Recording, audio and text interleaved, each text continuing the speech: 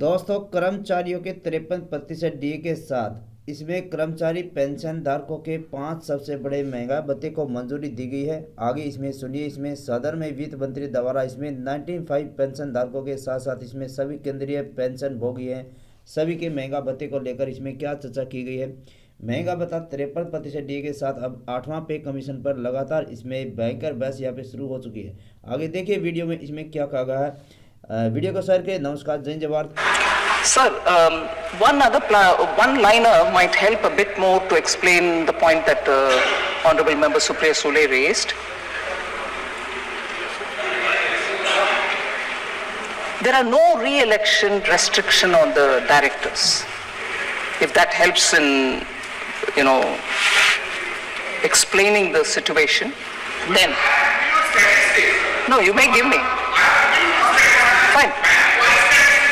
Fine, but they have not been removed is the point that I want to say. I'll look into what you've given. Sir, this EPS 95, very sensitive topic. Honorable Member Supriya Sule raised it. This scheme is administered by the Ministry of Labour and Employment. And Finance Ministry has no record of any approval or assurance which Sri Arun Jaitley has given on this matter. We don't have any record. So I just want to very clearly put it that the Finance Ministry through the Minister... That's fine. I take that point, but then no assurance was given by Honorable Finance Minister at that time, sir.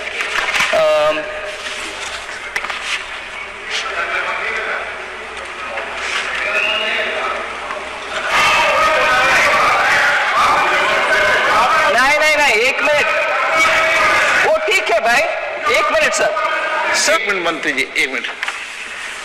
सांसद महोदय, हर सांसद महोदय का पत्र दिया, पर मंत्री जब बिल पर रिप्लाई करेगी तो हर पत्रों को लेके थोड़ी आएगी, तो संभव नहीं है।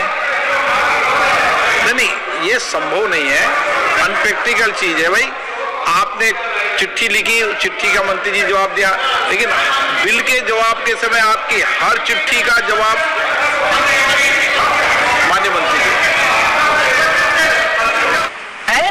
As a result, today, that very valid question that I don't know if it was Member Supriya Sule who asked about NBFCs and the banks having that, NBFCs are giving away their duty and passing it on to NBFCs. NBFCs are raising the rate at which they're extending loans. There can be problems there. But NBFCs gave that advantage of going the last mile, which public sector banks at one stage did not have the methodology, but now they've come up with bank mitras with which they are providing all the banking facility. And using that as an argument, I want to answer several of the concerns which very many ministers, members of parliament raised. Nationalization was done because we wanted the branches to be available in rural areas. I'll tell you what the progress is. Between 14 and today, total branches of all public sector banks, total bank branches of all scheduled commercial banks have increased by 3,792 in a year to reach 1,65,501 in September 24. That many branches are there in India. Out of this, 85,116 branches are of public sector banks. They're also going to the rural areas or providing within 5 kilometers radius a touch point. It could be an ATM, it could be a bank mitra, it could be the brick and mortar branch, or it could be any other association with a small finance branch there. So within 5 kilometers, and I'm mapping it wherever, whichever state I go, I look at the map of where the bank presence is. Rural branches. First, 1,17,990 branches in March 14. Today, 1,65,501 bank branches of all the branches, scheduled commercial banks. Rural branches, 41,855 in March 2014, and today, as of September 24, 55,372 rural branches, brick and mortar branches. Semi-urban, 32, 32,504 in March 2014. Now it is 45,314. Urban areas 21,007 only in March 2014. Now it is 29,276 branches. Sir, concern was also, do we cover the poor, do we cover the women? I'm just giving you the data to start with. Percentage of women covered under PM Mudra. 68% of all PM Mudra goes to women. PM Swanidhi, 44% of all of the Swanidhi loans go to the women. And these are not, interest high, whatever. They are collateral free, without security, given for small people who are having street end shops or push carts. So 44% are going to women in Swanidhi. And number of women bank mitras. Now these are not customers. These are women who are performing the banking function in the rural areas so that people are given the connect. More than 1 lakh out of around 12 lakhs that is, there are 12 lakh bank mitras. More than 1 lakh are women. And this has become a very, very happy augury for them also, because they are able to earn a lot more by being active in the rural areas. So, total deposits, PM Dhan Yojana.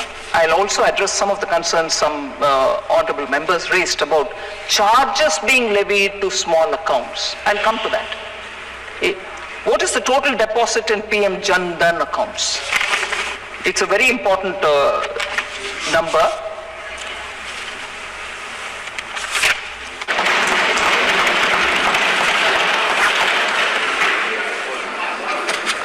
So I'm indeed grateful to all the members. I think about 28 of them have spoken, subject to correction if there is any number change.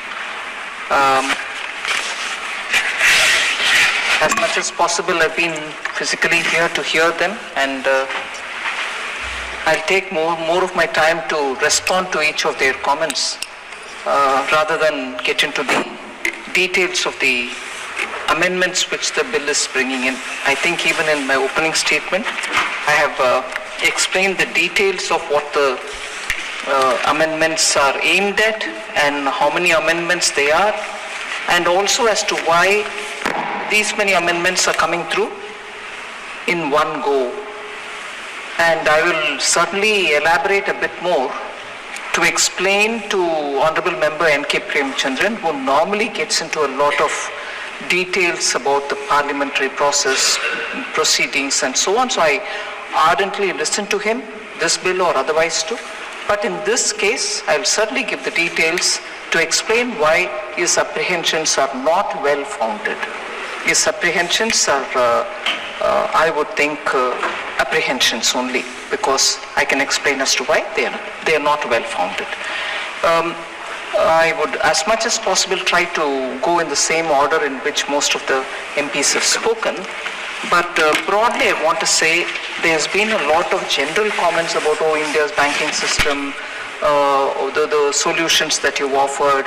Maybe the banks are doing all right, but then you have NPAs. So there is a lot of, what I may be allowed to say, mixing of political details into what the reality of Indian banks is. Let me take a sense of confidence with which I would want to say, I'm indeed very happy that India and its banking system is where it is today. Being part of this government or as a citizen of this country, I would appeal to all honorable members through you, Speaker Sir, to just look at the world around us. Where are their banking systems? Many countries have lost their banks. Many of them have really collapsed. And we would think in countries where the regulatory mechanisms are very sound, in such countries too, banks have failed and failed miserably. And overnight, in fact, I can even quote the case, overnight, over a weekend, the government had to burn the midnight oil and give some kind of a salvaging package that Monday morning there was no run-in into the bank. That was the situation just 1.5, 2 years ago, and in a very developed country. All of us would have read it in the papers. If that was the case about one bank in one western corner of that country, which was very much prominent because of the closeness to Silicon Valley, overnight they had to flush in money to say, no, run and please, we'll take care of saving the bank. I heard a lot of voice which said, why this happened for Yes Bank and not for PMC? If only honorable members go into the details of what is the nature of bank we are talking about. Can the treatment be similarly given? So, India's banking sector, irrespective of politics, is critical to this nation. We can't afford to have any one of our banks struggling or on the crevice that they may fall off. I must credit the RBI and the Ministry of Finance, not because I'm there, but truly. Since 2014, we have been extremely cautious that banks remain stable. And you know the state of affairs when in 2014 Prime Minister Modi had come. My learned friend Sambit Patra and many others also spoke about the 4 R's with which we tried resolving the crisis in the banks. So the intention is to keep our banks safe, stable, healthy, and in the 10 years, you're seeing the outcome, and it is benefiting the economy. So I would appeal through the honorable members that India should take pride in the fact that today the banks are up to a lot of good, and they are being professionally managed. They are absolutely professionally managed, and I couldn't just recollect the name of the honorable member who said, what is your attitude about recapitalization of banks? I'm proud to say today, banks don't come to the government to say recapitalize me. Because today they are professionally run, the metrics are healthy, they can go to the market and raise loans, raise bonds, and run their business accordingly. That relationship of government and the bank as my back, I can go to the ministry and take money and run my bank despite all the negatives, no longer prevails. We don't entertain such things because banks don't need to be entertained for it. They are professionally run today. And therefore I would want, honestly, all of us to take immense pride in this. It's a national achievement. And as a result, today the regional rural banks, I have done about 8 or 9 reviews personally, not sitting in Delhi, going to each of the states, each of the zones. RRBs, there was also concern, nationalization achieved, and nationalization was done because we wanted to have more branches, more banks going into the rural areas, include people in our RRBs are doing the very same thing. And I'm proud to say today they are mobile banking facilitated, they are internet banking facilitated, they are healthy in their deposit. The sponsor banks are doing so much to keep them absolutely active and on the toes. They are available in Arunachal Pradesh, they are available in Assam, they are available in Dur Daraz Ilaka of Rajasthan. Sir, 53 crore accounts, PM Dhan Yojana. 53 crore. Our population is 1.41 crores, 53 crores have PM Dhan. At the time when we started, and I never get tired of saying this, I repeat it. At the time in 2014 when I had the honor of serving under Honorable Prime Minister and under Shri Arun Jaitley as an MOS in Finance, when it was launched, there was a lot of heckling. Were you starting it for people with zero balance account? They can't even keep their balance. And what will happen to the service charge? Will they not be? They will not be in a position to. This is a useless exercise. All this was said at that time. I told you the number of people who have got PM Dhan account today. Are these zero balance accounts? No. Today we have a total of 2.37 lakh crores in those accounts. 2.37 lakh crores. average balance, and this is a very important metric that we have to keep in mind, average balance of PM Jan Dhan account has increased from 1065 rupees. A single account, 1000 rupees. 1065 rupees was the average. Today, 4,397 rupees is the balance in the account. A Jan Dhan account average had 1,000 rupees only as their balance, 1,000 rupees. And that is March 2015. Today those accounts minimum balance on an average is 4,397 rupees. That is why kul mila karke the total in this PM Jan Dhan account is 2.37 lakh crores. So nationalization of the banks. The intent was reach all people, go to the rural areas, open branches, therefore nationalize. And since then to 2014, I gave you the numbers, sir. And after Dhan Yojana came in, what is the number? Within 10 years, actually the original objective of nationalization has been far better achieved now. With both the poorest of the poor, with women in particular, rural areas and in urban areas. So I want to assure honorable members that under Prime Minister Modi, the twin balance sheet problem which festered banks and the health of Indian banks being what it is in 2013-14, and that is why if I may recall, before 2024 Lok Sabha election, in the last session, during the budget session, vote on account budget session, we came up with a white paper which pointedly said what was the reason for us to get the white paper now about the Indian banking system and not in 2014. If we had come out with a true story as we did in the white paper at that time, the confidence on the Indian economy would have been shattered. You wouldn't have had anybody coming into India. You wouldn't have had banks being touched with a barge pole. Our own depositors would have lost confidence. So it was easy temptation to release a white paper that time, which we did not. And I'm so happy Prime Minister and the Finance Minister at that time did not fall into that temptation. It would have given us a mileage for saying this is what we've inherited. But today, giving it after restoring the banks to some level actually tells the true story. So nationalization, 50 years afterwards also, you leave a twin balance sheet problem for us to clear, and we stand up now with great sense of responsibility towards this country, showing how we've fulfilled that objective. Sir, I'm very tempted to give the performance index of Indian banks.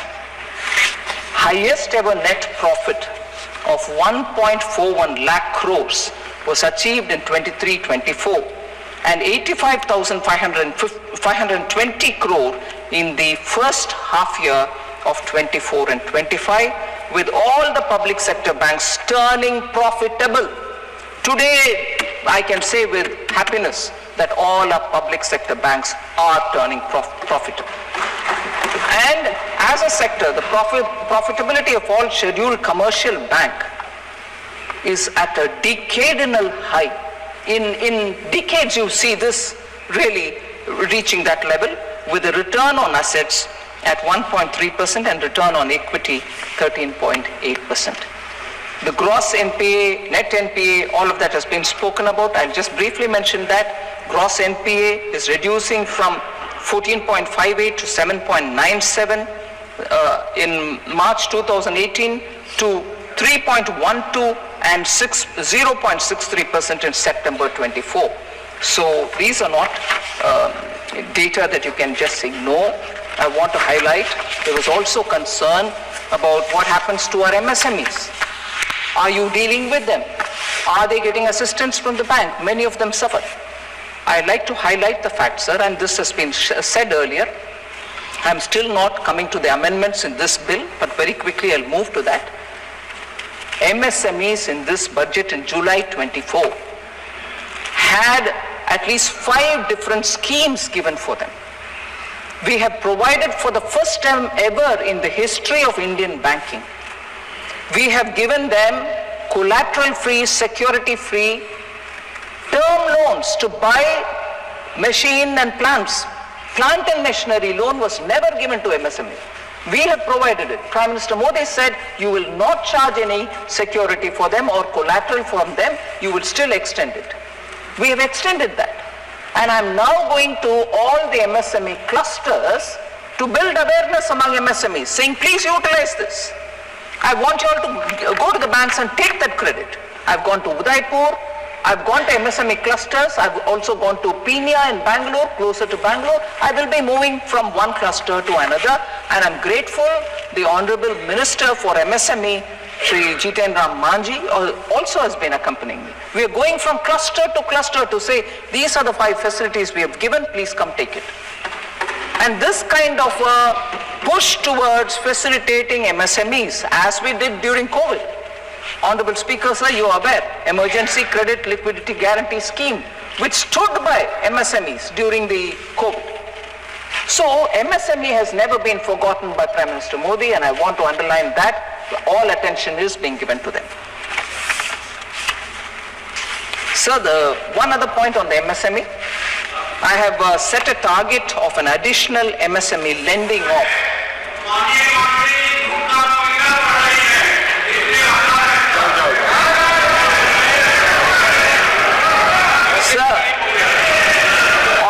member is saying something, I don't want to undermine him, but is jute parliamentary language? I'm sure people here can look at it. Sorry? Sorry? आप इनका जवाब मत दो। नहीं, इनका एक जवाब जरूर मैं दूंगी, अभी दे रहे हैं, क्योंकि उन्होंने मुझे झूठ का आरोप लगाया, लेकिन मैं बात ना ही बोलते हुए आपका जो आरोप को साबित करती हूं झूठ है। नहीं, माननीय मंत्री जी, माननीय मंत्री जी,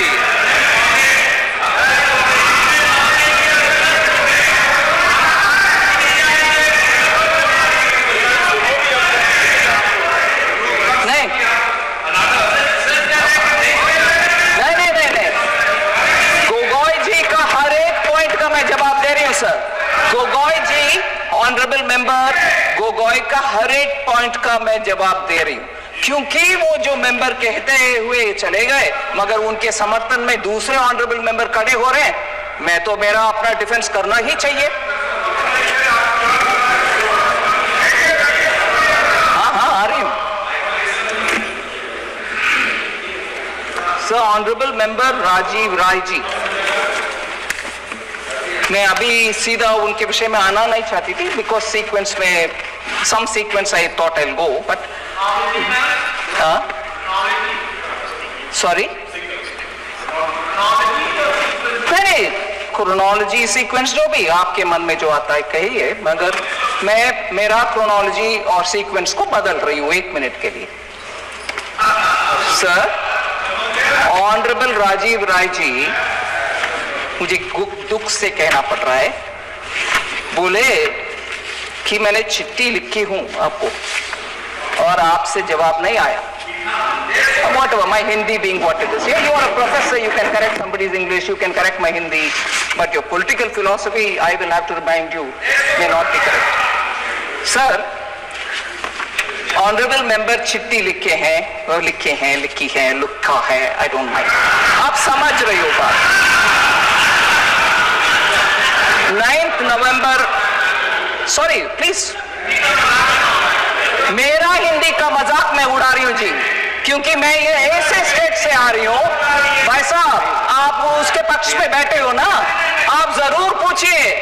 मैं ऐसे स्टेट से आ रही हूं जहां हिंदी पढ़ना गुनाह लगता है, इसीलिए बचपन से हिंदी पढ़ने का मुझे रोका गया। उधर आपका झगड़ा रखो, मेरे से नहीं।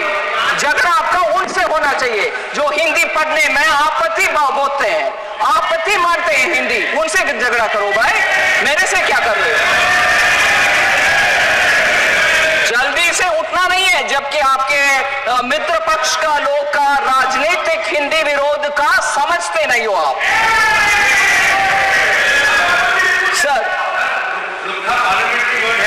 हाँ, I didn't use any such word. What is Luka? What is Luka? Who used it? Who used it? I have not used it at all. I am not a Hindi bhashi either. I have not used it, sir. Sir. That's right, whoever used it, right? I have not used it, sir. I'm sorry. What? I have not used it. I don't even know that word. What are you throwing it at me? You probably hear it in Assami. I have not used that word. माननीय मंत्री जी Yeah, but I have not used the word because I don't know it. There is no lie or no. I am saying I have not used it and I have not said you're lying. I am not here to argue in those. I argue on merit. If I have not used it, why will I admit it? And first of all, my Hindi is not so rich for me to use abuses. I use barely 10 words with which मैं बोलचाल हिंदी करती हूँ जी. If only my vocabulary was rich, I'll know which is abuse, which is not. So, sir, this is a digression from the main point which Rajiv Raiji threw at me. He said, a letter dated 9/11, a letter was written to you, you didn't reply. I'm telling you, letter dated 9/11/24 was received on 23/11/24. The letter pertains to an issue being faced by bank mitras with a request to constitute a committee to examine their grievance. That was the matter he wrote. Sir?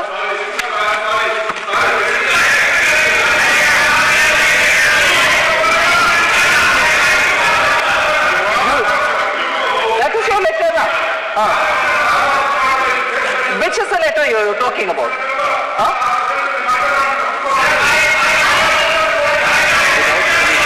Oh, okay, sir. Okay, thank you. I'll get that detail also. But now the detail. Excuse me, भाई साहब, वो पूर्ण सशक्त है, वो बोलेंगे हमारे साथ.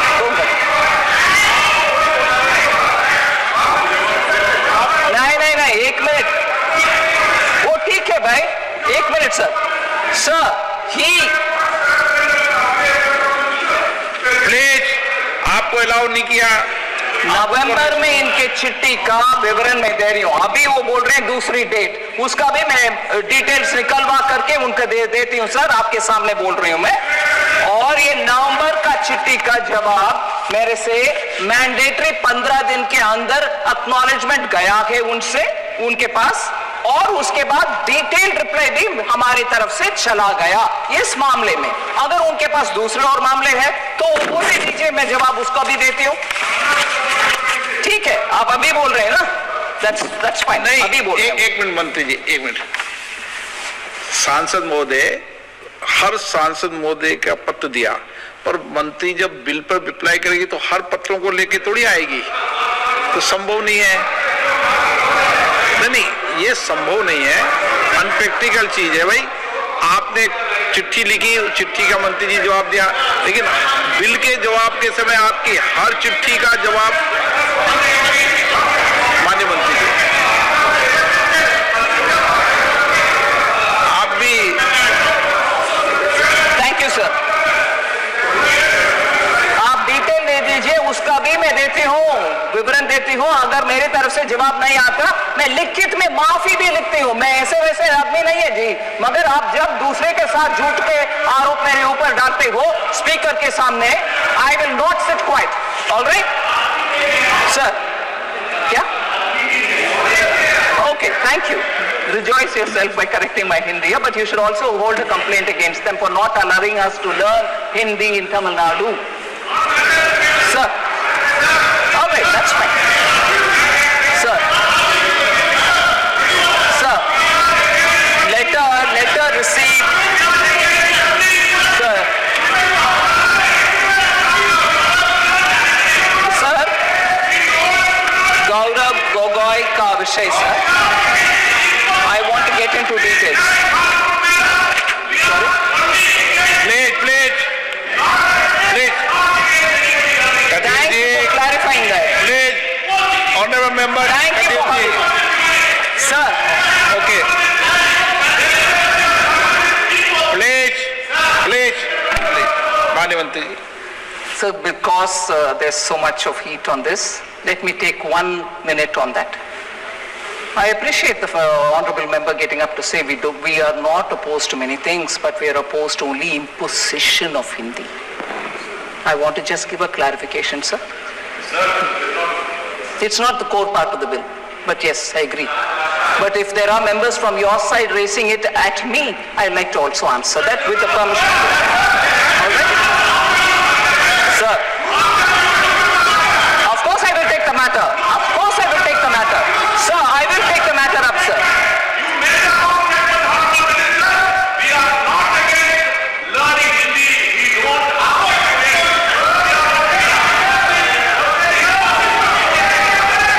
Thank you for that, sir. But now, let me say my word. माननीय मंत्री जी, Sir, sorry if I can just take a minute more on that. They are, मेरा हिंदी में or English में, all right. They are opposed to imposing Hindi. Very well. I appreciate that. No one should impose anybody anything. Nobody should impose on anybody. And that's why Honorable Prime Minister talks about Ek Bharat, Shreshta Bharat and encourages every state to have their own language. And that is why Honorable Prime Minister was the first Prime Minister in this country who said higher education, whether it is in engineering, medical, should also happen in regional languages. And that's why I'm happy to say Tamil Nadu also today has the opportunity to have medical education also in Hindi. In Tamil. Oh, sorry, how did I say that? Okay. That's right, you go on imposing on me, right? Hindi comes out of my mouth. I'm telling in favor of your Tamil, my Tamil. All right? Your Tamil and my Tamil, that means our Tamil. Don't argue on small things. But the larger message is, sir, when I say that the environment was not conducive, in fact, I speak from my lived experience in Tamil Nadu. I speak from my lived experience when even going to learn Hindi aside from my school, I was mocked in the streets. And I was mocked saying, oh, you want to learn Hindi? You live in Tamil Nadu, you eat the salt of this country, and you want to learn Hindi, that North Indian's Bhasha. These are words ringing in my ears. This is my lived experience. And who does that? Because of the political support which has been given in that state. Learning Hindi, learning Sanskrit are treated and perceived as learning some other fellow's language. And the words that they use are people who have come over to this land. Is Tamil Nadu not part of India? Is Tamil Nadu not part of India? So what's the wrong if I learn Hindi? They use the word Banderi. I'm using it in Tamil now. They call us Banderi. Why? And is that not part of the political strategy there? And therefore, I have lived experience of Tamil Nadu's imposing on me not to learn Hindi. Is that not imposition? Is that not imposition on me? As an individual, I learn the language I want. So what's the harm? I'll also quote from Purananu. I'll quote from Thiruvalluvar. My love for Tamil is as much as I want to learn any other language. So it's all right to say we don't want imposition of Hindi. We don't want to impose Hindi. But why did they impose on me not to learn Hindi? I want to ask this.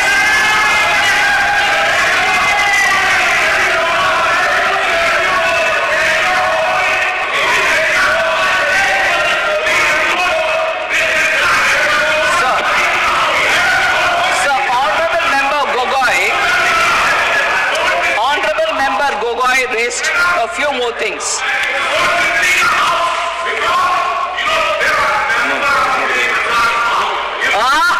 Thank you very much. Hindi Prachar Sabha was burnt down in Chennai. Who burnt it? Who burnt it? Hindi Prachar Sabha का हाथ लगाया गया. Who burnt it? बात करते हैं Hindi. Sir, sorry, I go on with this. So I'm giving you from. You are imposing on me, denying my fundamental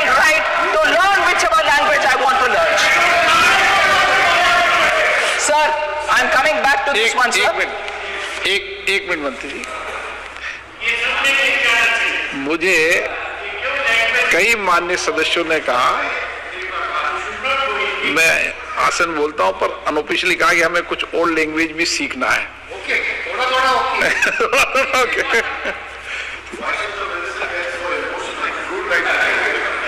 और सबको सब लैंग्वेज आए तो अच्छा है, जितनी ज्यादा लैंग्वेज है, जितनी भाषा है, अच्छा है।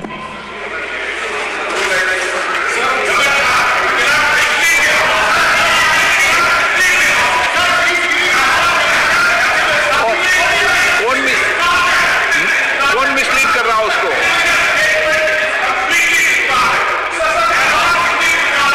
कोई रिकॉर्ड भी नहीं जा रहा, कोई रिकॉर्ड में नहीं जा रहा। आप आपस में डिबेट कर रहे हो पर रिकॉर्ड में कोई नहीं जा रहा। माननीय मंत्री Sir, I'm going ahead, sir. Sir, imposition on me as a citizen of this country. वो अपनी जिंदगी की कहानियां बता रही है, आप सुनो।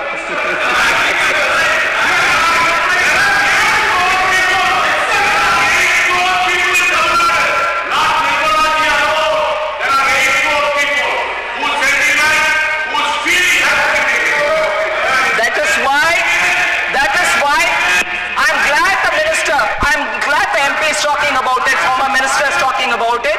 Tell me one prime minister who's taken Tamil to the UN. Narendra Modi. Tell me one prime minister who quotes Tamil repeatedly because he respects that language. Tell me one prime minister with whom DMK has been in alliance with, where the prime minister quoted Tamil. It is our prime minister who quoted Tamil. That's a respect we give for the sentiment of all of us Tamils. Tamils. You also, sir, if they want that from me, I am also that Tamil who suffered this.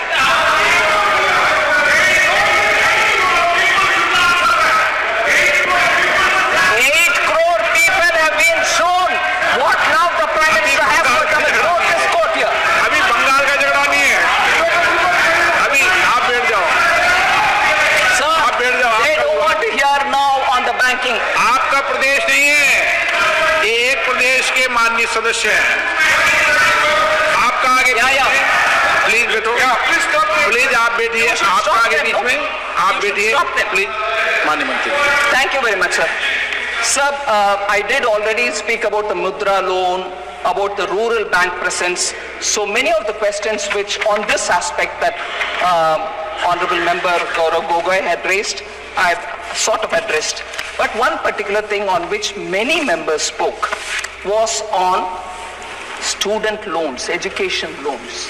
I just want to dispel the doubt that many members had in their mind. Sir, total education loan outstanding has increased from 71,000 crore in 2017-18 to 1.04 lakh crore. पूरे देश के कर्मचारियों की एक ही मांग है, पुरानी pension की बहाली की जाए, पुरानी पेंशन की बहाली की जाए। 40 दिन कोई सांसद और विधायक रह लेता है, पूरे जीवन भर उसको पेंशन मिलती है। 40 साल कोई कर्मचारी नौकरी करता है, उसकी पेंशन आपने खत्म कर दी। पेंशन तो छोड़िए, टैक्स के राहत की उम्मीद थी कर्मचारियों को, आपने इस बजट में वो भी नहीं दिया। इसके जब आपसे पूछा जाता है सरकार की उपलब्धि क्या है, सरकार की आमदनी क्या है, आप सीना ठोक के कहते हैं अरे हमने तो आमदनी बढ़ा दी, देश का एयरपोर्ट बेच दिया। फिर आपसे पूछा जाता है कुछ आमदनी बढ़ी क्या सरकार की, कहते हैं हाँ बिल्कुल बढ़ा दी, Steel Authority of India Limited बेच दिया, कोल इंडिया बेच दिया, बीपीसीएल बेच दिया, एलआईसी बेच दिया, बैंक बेच दिया, पोर्ट बेच दिया, सब कुछ बेचने का काम किया। कर्मचारियों की बात इस बजट में कर लीजिए मान्यवर, जब कर्मचारियों की चर्चा होती है। Support to meritorious students. I just want to highlight what this meritorious students loan scheme is. Sir, on 6th November 2024, Pradhan Mantri Vidya Lakshmi scheme was approved in the cabinet, and the broad contours of this loan scheme, because on students loan many people were rightly concerned. I just want to put before them what this loan scheme is. Up to 7.5 lakh loans will be provided under 75% credit guarantee by Government of India, and that is the National Credit Guarantee Corporation which will support it for high quality, education, quality higher education. Beyond the level 7.5 lakh also we are willing to give for students. Now these loans are given not to very upper middle class or middle class or even higher income class, but these are students with up to 8 lakh annual family income. The scheme will also provide 3% interest subvention for loans up to 10 lakhs. So interest subvention B, collateral free B, and for families with very low income. And this is in addition to a scheme which is already existing, to the full interest, there is a full interest subvention given to students for up to 4.5 lakh annual family income. So not 8 lakh, but even lesser gets full interest subvention.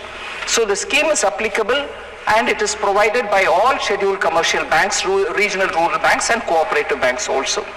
3% interest subvention will be paid to 1 lakh eligible students and will be enabled through the central bank digital currency process through Canara Bank.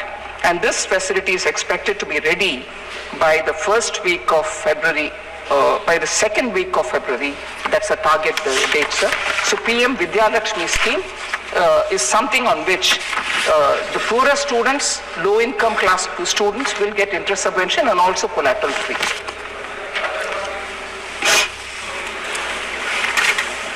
So, Kalyan Banerjee ji raised a few issues which I just want to clarify. Sir, he was speaking elaborately on the nomination issue. I want to clarify on that, sir. Sir, at the moment,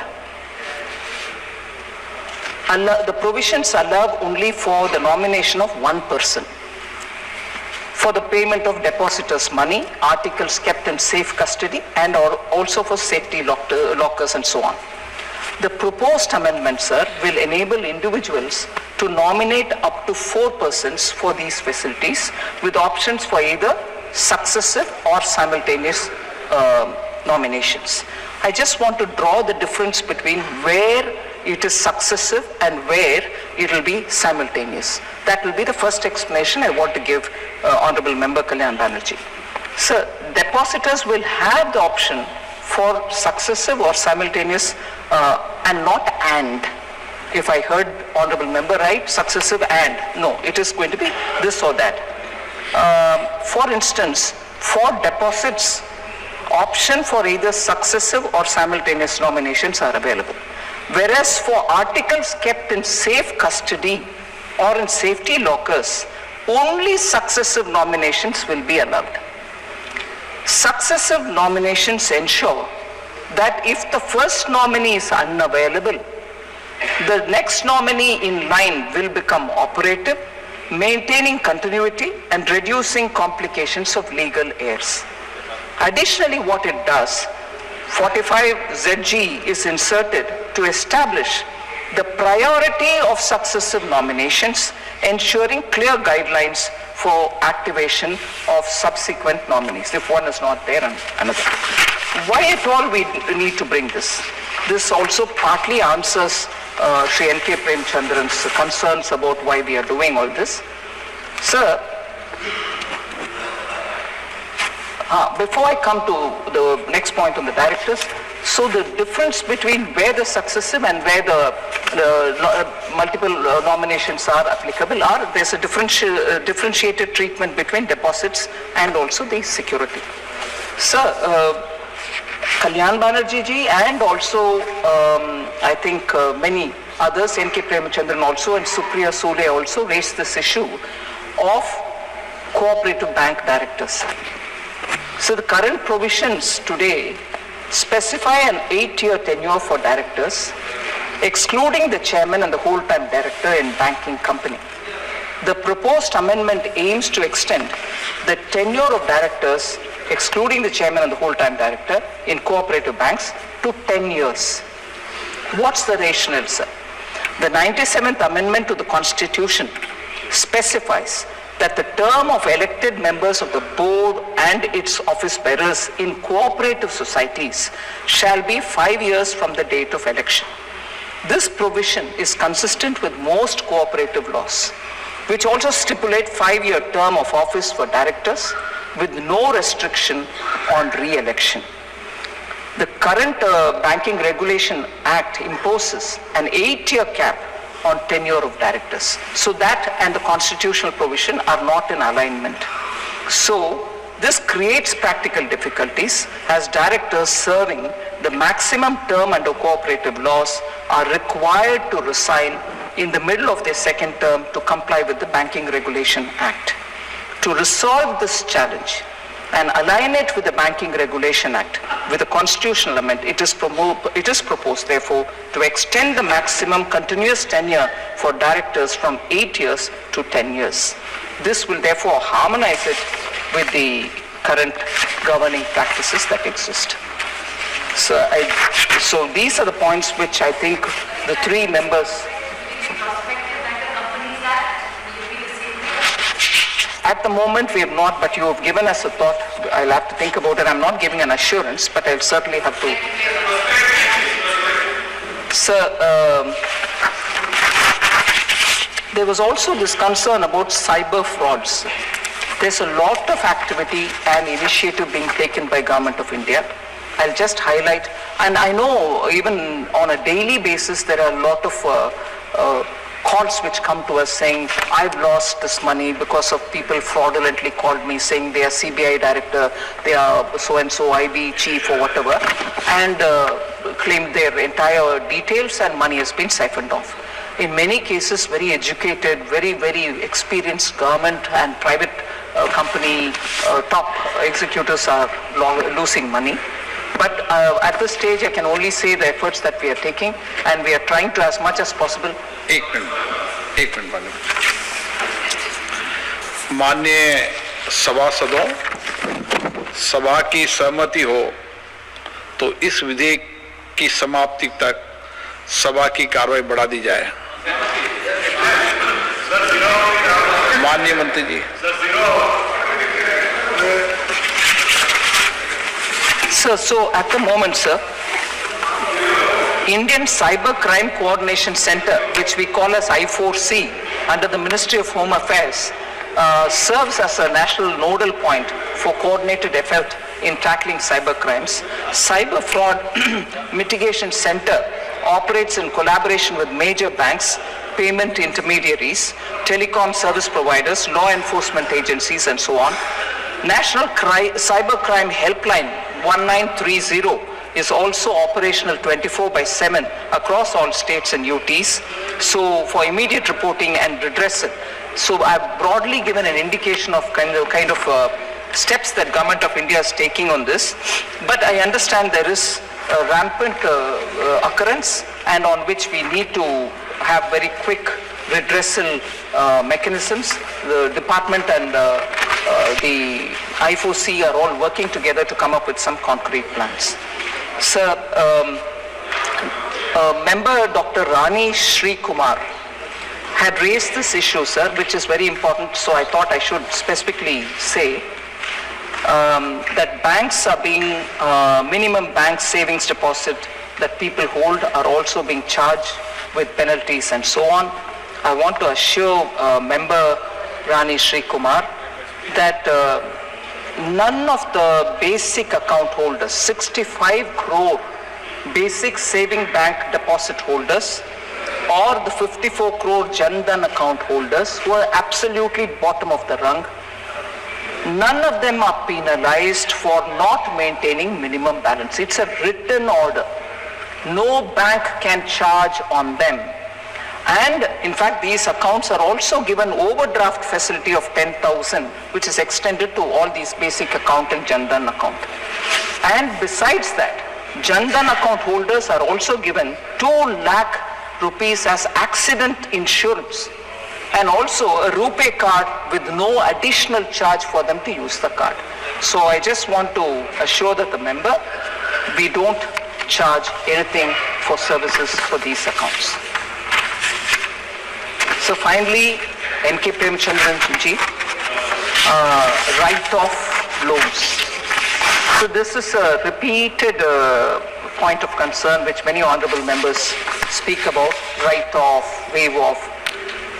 When write-offs happen, banks make a certain provision, and for loans which are defaulted and after a certain level, they are then given to NARCL, National Asset Reconstruction Company, which then finds buyers, processes up that, and buyers, after they come and take it, the due amount to the bank comes back. So this was very nicely legislatively created, and that is why NARCL is actively working to take away these accounts after a certain amount, which they can take over and deal. For lesser amount defaults, the usual local redressal mechanisms, DRTs, SURFACs, all of them come into play. No write-off is left without pursuing from the defaulter the total amount that he owes the system. And therefore, there were quite a few members of parliament who spoke from this side, saying how much has been obtained from defaulters, how much has been given back, retributions, bank restitution to the banks have happened. Restitution alone is above 15,000 crores. So this is an ongoing process. It's not going to be just one day. But I repeat this line, write-off is not waive off. Banks are pursuing them. So with that, sir, I think I mostly addressed many of the members' concern. I request through you. So there was one important point, sir. I think again it was Dr. Shiv Kumar, Rani Shri Kumar, sorry. She spoke about also members, amalgamation, and many other members also spoke about amalgamation of banks. Many banks have lost their employees. I would like to tell this house, from the time amalgamation happened till today, on account of the amalgamation, not one employee has been removed from the banks. Not one. And therefore I want to be very clear, no one. Then. No, you may give me. Fine, but they have not been removed is the point that I want to say. I'll look into what you've given. Sir, this EPS 95, very sensitive topic. Honorable Member Supriya Sule raised it. This scheme is administered by the Ministry of Labour and Employment. And Finance Ministry has no record of any approval or assurance which Sri Arun Jaitley has given on this matter. We don't have any record. So I just want to very clearly put it that the Finance Ministry through the Minister... That's fine. I take that point, but then no assurance was given by Honorable Finance Minister at that time, sir.